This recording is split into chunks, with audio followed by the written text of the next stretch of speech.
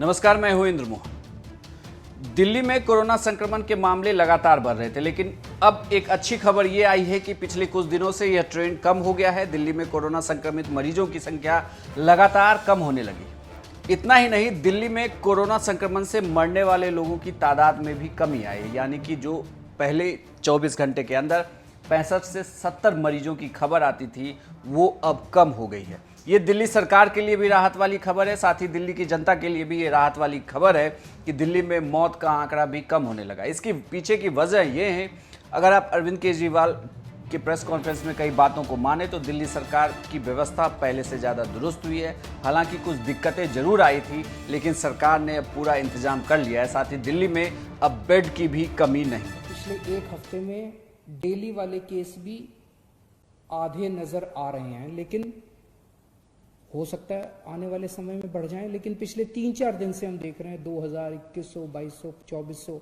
इसके इर्द गिर्द केसेस मंडरा रहे हैं। दिल्ली में कोरोना की वजह से मौत कम होने लगी है।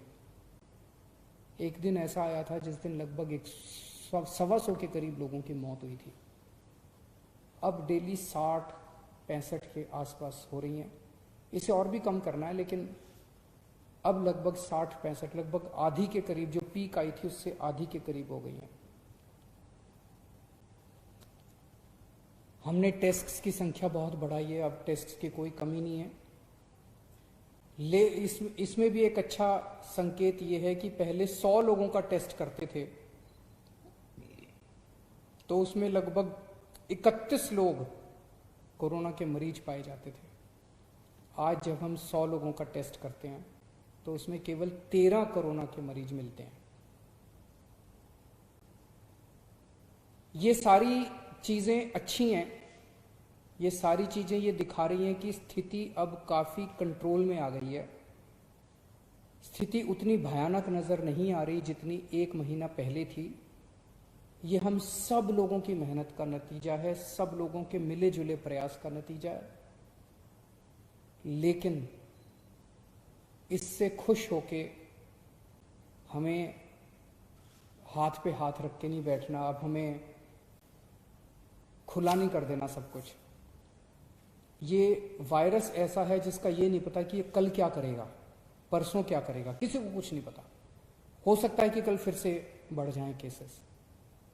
तो हम सरकार अपनी तरफ से, मैं अपनी तरफ से, हम पूरी कोशिश जारी रखेंगे। जो हमारी 24 घंटे मेहनत चल रही है उसमें कोई कमी नहीं आने देंगे।